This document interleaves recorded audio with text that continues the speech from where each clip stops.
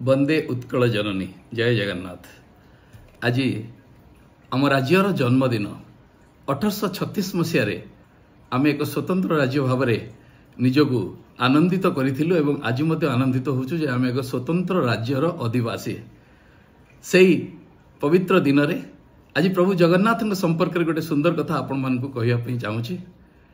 जगतनाथ जगन्नाथ नीलाचल निवासाय नित्याय परमात्मन बलभद्र सुभद्रा व्यांग जगन्नाथाय ते नमः। आपण माने समस्ते जानती जगतनाथ जगन्नाथ तांकु दर्शन करिया पे प्रत्येक दिन समस्त देवादेवी आसंती। से विषय सुंदर कथाटी शुणु। प्रत्येक दिन राति ठाकुरंक पहड़ पड़िया परे तलुछ महापात्र नामक जड़े प्रधान सेवक जौ मुद दे जय विजय द्वारा को बंद करी जाती एवं सकाळ न होणु अर्थात सूर्योदय पूर्वर भितरछ महापात्र नामक आउ जड़े प्रधान सेवक आसी जय विजय द्वारा को खोलती तापर अन्य कार्यक्रम सब हुए। यह नित्यदिन घटना। से भितरछ महापात्र कथा दिने से तरतर हुई मंदिर को आसिया को बाहरला बेलू अंधार थाए हठात देखिले तांको घर दुआर मुहरे जड़े सुंदर स्त्रीलोक सभ्रांत वंशीय स्त्रीलोक भाई जना पड़ुंट से ठिया होती। से देखिए आश्चर्य होगले कहले राति स्त्रीलोकटी कौन आसी ठिया होती। से पचारे माँ तुम्हें किए एत रात कहीं आसी ठिया सी सांगे सांगे कहले जे मु आसी आपण संगे देखा करने को जानी आप सूर्योदय पूर्व मंदिर को चली जाती तेणु डेरी कले आपण संगे साक्षात हो पार ना से मुझे अपेक्षा कहले हाँ माँ कह कहीं आसछंती ना मु आपण घर जड़े सेविका हिसाब से कार्य करने चाहूँगी। से आश्चर्य होगले कहले आप जड़े सम्भ्रांत वंशीय महिला भाई जना पड़ुंट आपड़ कौन सेविका भाई कार्य करेंगे आपड़ तो किसी अभाव थिला पड़े जना पड़ूना। सांगे सांगे से स्त्रीलोक जनक कहले जे मन पोड़गले कहीं बुझंती बड़ पोड़गले समस्ते जानती किंतु मन पोड़गले कहीं बुझंती तेणु मो मन में कौन वेदना अच्छी आप जापर ना तेबे मु अनुतापर अग्नि रे जलुची तेणु मु आसी आपण घरे किछि दिन सेविका हिसाब से कार्य करी ताफल कि मु जहा भूल कार्य करछि तार पश्चाताप होपर मु फेरीजी।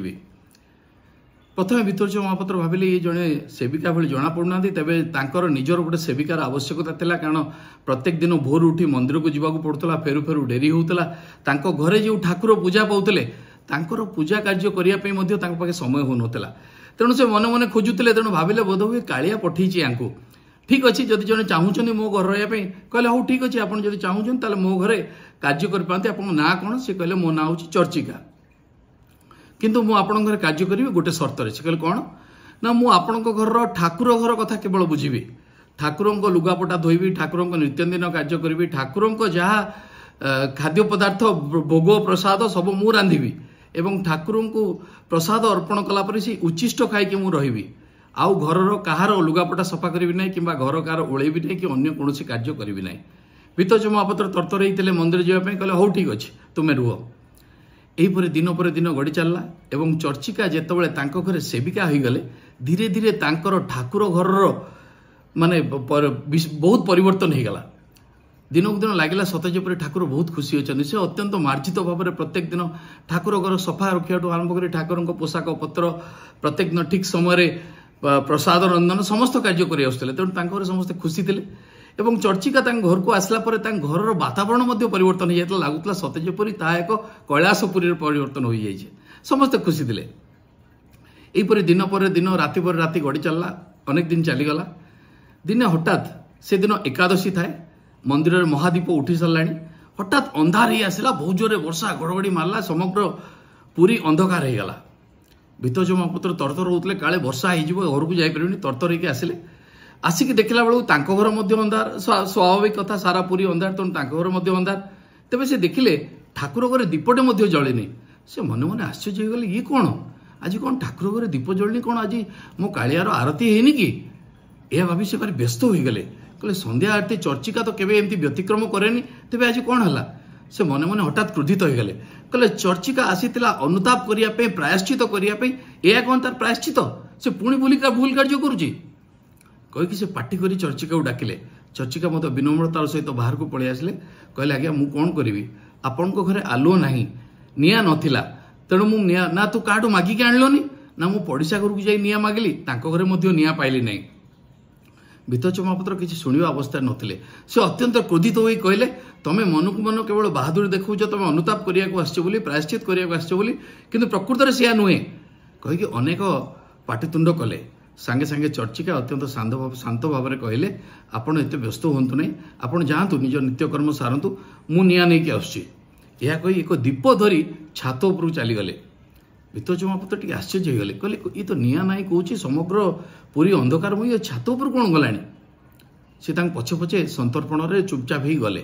ଦେଖିଲା ବେଳକୁ ଚର୍ଚ୍ଚିକା ବଡ଼ ମନ୍ଦିର ପ୍ରାୟ କୋଷେ ବାଟ ଦୂର ଭିତରଚ୍ଛ ମହାପାତ୍ରଙ୍କ ଘରରୁ ସେଠି ମହାଦୀପ ଲାଗିଛି। ହାତ ବଢ଼େଇ ଦୀପଟି ଯେତେବେଳେ ଦେଖେଇଲେ ଚର୍ଚ୍ଚିକା, ସେ ମହାଦୀପରୁ ଗୋଟେ ଆଲୋକ ଶିଖା ଆସି ସେ ଦୀପରେ ଲାଗିଗଲା। ଚମକି ପଡ଼ିଲେ ଭିତରଚ୍ଛ ମହାପାତ୍ର, କହିଲେ ମୁଁ ଇଏ କ'ଣ ଦେଖୁଛି? ଏତେ ଦୂରରେ ଶ୍ରୀମନ୍ଦିର, ସେଠୁ ଆଲୋକ ଆସି ଦୀପରେ ଲାଗିଗଲା। ସେ ଜାଣିପାରିଲେ ଯେ ଇଏ ସ୍ୱୟଂ ନିଶ୍ଚିତ ଭାବରେ ଜଣେ ଦେବୀ। ସାଙ୍ଗେ ସାଙ୍ଗେ ଯାଇ ତାଙ୍କ ଗୋଡ଼ ତଳେ ପଡ଼ିଲେ, କହିଲେ ମା ସତ କଥା କୁହନ୍ତୁ, ଆପଣ କିଏ? ଏ କି ଅଦ୍ଭୁତ କାଣ୍ଡ ମୁଁ ଆଜି ଦେଖିଲି। ଏହା ଜଣେ ଦେବୀଙ୍କ ବ୍ୟତୀତ ଆଉ କାହା ପକ୍ଷରେ ସମ୍ଭବପର ନୁହେଁ। ମୁଁ ଆପଣଙ୍କୁ କେତେ କଥା କହିଦେଇଛି, କେତେ ଭୁଲ କରିଛି, ଦୟାକରି ମୋତେ କ୍ଷମା କରନ୍ତୁ କହି ତାଙ୍କ ଗୋଡ଼ ଧରି କାନ୍ଦିବା ପାଇଁ ଲାଗିଲେ। ସେତେବେଳେ ସେ ତାଙ୍କ ନିଜ ରୂପ ଦେଖେଇଲେ, କହିଲେ ମୁଁ ହେଉଛି ବାଙ୍କିର ଚର୍ଚ୍ଚିକା। ଆଶ୍ଚର୍ଯ୍ୟ ହେଇଗଲେ, କହିଲେ ମା ଆପଣ ଜଣେ ଏତେ ବଡ଼ ଠାକୁରାଣୀ, ଏତେ ବଡ଼ ଦେବୀ ଆସି ମୋ ଘରେ ସାମାନ୍ୟ ସେବିକା ହିସାବରେ କାର୍ଯ୍ୟ କରୁଥିଲେ? କହିଲେ ହଁ। ତାର କାରଣ ହେଲା ଶୁଣନ୍ତୁ, ପ୍ରତ୍ୟେକ ଦିନ ସମସ୍ତ ଦେବାଦେବୀ ଆସନ୍ତି ପ୍ରଭୁଙ୍କୁ ଦର୍ଶନ କରିବା ପାଇଁ, ଜଗନ୍ନାଥ ବଳଭଦ୍ର ସୁଭଦ୍ରାଙ୍କୁ ଦର୍ଶନ କରିବା ପାଇଁ ଶ୍ରୀମନ୍ଦିର। ଯଦିଓ ମୁଁ ମଧ୍ୟ ଜଗନ୍ନାଥଙ୍କର ଜଣେ ଶକ୍ତିର ଅଂଶବିଶେଷ, ତେବେ ଦିନେ ମୁଁ ଜଗନ୍ନାଥଙ୍କ ଆରତି ସରିବା ପୂର୍ବରୁ ଚୁପଚାପ ବାହାରି ଯାଉଥିଲି। ଏହା ନଜରରେ ପଡ଼ିଗଲା ଅଧିଷ୍ଠାତ୍ରୀ ଦେବୀ ମା ବିମଳାଙ୍କର। ମା ବିମଳା ଅତ୍ୟନ୍ତ କ୍ରୋଧିତ ହୋଇ କହିଲେ, ତମର ଏତେ ସାହସ, ବଡ଼ ଠାକୁରଙ୍କ ଆରତି ସରିନି ତମେ ପଳାଉଛ? ଆଜିଠାରୁ ତମେ ବଡ଼ ଠାକୁରଙ୍କର ଦର୍ଶନ ତମ ପକ୍ଷେ ସମ୍ଭବପର ହେବ ନାହିଁ, ତମକୁ ଆଉ ଅନୁମତି ମିଳିବ ନାହିଁ। ଆଜିଠାରୁ ତମେ ବଡ଼ ଠାକୁରଙ୍କୁ ଆସି ଶ୍ରୀମନ୍ଦିରରେ ଦର୍ଶନ କରିପାରିବ ନାହିଁ। ସାଙ୍ଗେ ସାଙ୍ଗେ ହାତ ଯୋଡ଼ି କ୍ଷମା ମାଗିଲେ ଚର୍ଚ୍ଚିକା, କହିଲେ ମୋର ଭୁଲ ହେଇଯାଇଛି, ମୋତେ କ୍ଷମା ମାଗନ୍ତୁ, କ୍ଷମା କରନ୍ତୁ। ଅନେକ କ୍ଷମା ଯାଚନା ପରେ ମା ବିମଳା ତାଙ୍କୁ କହିଥିଲେ, ତୁମେ ମର୍ତ୍ତ୍ୟପୁରର 2 ଜଣ ପ୍ରଧାନ ସେବକଙ୍କ ଘରେ, ଯେକୌଣସି ଜଣେ ପ୍ରଧାନ ସେବକଙ୍କ ଘରେ ଯଦି ମାସାଧିକ କାଳ କାର୍ଯ୍ୟ କରିବ ଏବଂ ଜଗନ୍ନାଥଙ୍କର ସେବା କରିବ, ତାହେଲେ ହିଁ ତମର ଅନୁତାପ କରିବ, ପ୍ରାୟଶ୍ଚିତ କରିବ, ତାହେଲେ ହିଁ ତମକୁ କ୍ଷମା ଦିଆଯିବ।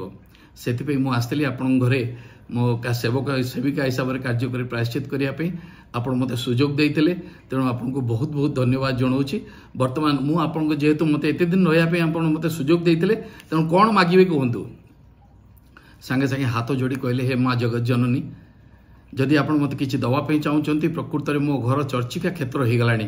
ମୋର ଏତିକି ଆପଣଙ୍କୁ କେବଳ ପ୍ରାର୍ଥନା, ଆପଣ ମୋରି ଘରେ ରୁହନ୍ତୁ। ତାଙ୍କୁ ମା ଆଶୀର୍ବାଦ ଦେଇଥିଲେ ଏବଂ କହିଥିଲେ, କାଲି ସକାଳୁ ତମ ଘର ପୂଜା ଘର ତଳ ଖୋଲିବ, ମୋର ଏକ ମୂର୍ତ୍ତି ବାହାରିବ। ସେଇଆ ହିଁ ହେଇଥିଲା। ତା ପରଦିନ ଭିତରଚ୍ଛ ମହାପାତ୍ରଙ୍କ ଘର ପୂଜା ଘର ମାଟି ତଳୁ ଗୋଟେ ମୂର୍ତ୍ତି ବାହାରିଥିଲା ମା ଚର୍ଚ୍ଚିକାଙ୍କର। ତାଙ୍କୁ ସେ ଅନେକ ଦିନ ଧରି ପୂଜା କରି ଆସୁଥିଲେ। ପରେ ଦିନେ ଅଶୌଚ ଅବସ୍ଥାରେ ପୂଜା କରିଦେବା ପରେ ସେ ମୂର୍ତ୍ତି ଭାଙ୍ଗିକି ଦ୍ୱିଖଣ୍ଡିତ ହୋଇଯାଇଥିଲା। ତେବେ ଏସବୁ ଆପଣମାନଙ୍କୁ କହିବାର ଉଦ୍ଦେଶ୍ୟ ହେଲା, ବନ୍ଧୁଗଣ, ଆମେମାନେ କେତେ ଭାଗ୍ୟବାନ ଯେ ଆମ ଜଗନ୍ନାଥ, ଆମ ଇଷ୍ଟ, ଆମ ହୃଦୟର ଦେବତା, କୋଟି ହିନ୍ଦୁଙ୍କର ଆରାଧ୍ୟ ଦେବତା, ତାଙ୍କୁ ଦର୍ଶନ କରିବା ପାଇଁ କେବଳ ମନୁଷ୍ୟ ନୁହନ୍ତି, ସମସ୍ତ ଦେବାଦେବୀ ପ୍ରତ୍ୟେକ ଦିନ ଶ୍ରୀମନ୍ଦିରକୁ ଆସନ୍ତି। ତେଣୁ ସେହି ଜଗନ୍ନାଥଙ୍କ କୃପା ଆମ ଉପରେ ଏମିତି ବର୍ଷୁଥାଉ ଏବଂ ସମଗ୍ର ରାଜ୍ୟବାସୀଙ୍କର ମଙ୍ଗଳ ହେଉ। ଜୟ ଜଗନ୍ନାଥ, ଜୟ ଜଗନ୍ନାଥ, ଜୟ ଜଗନ୍ନାଥ।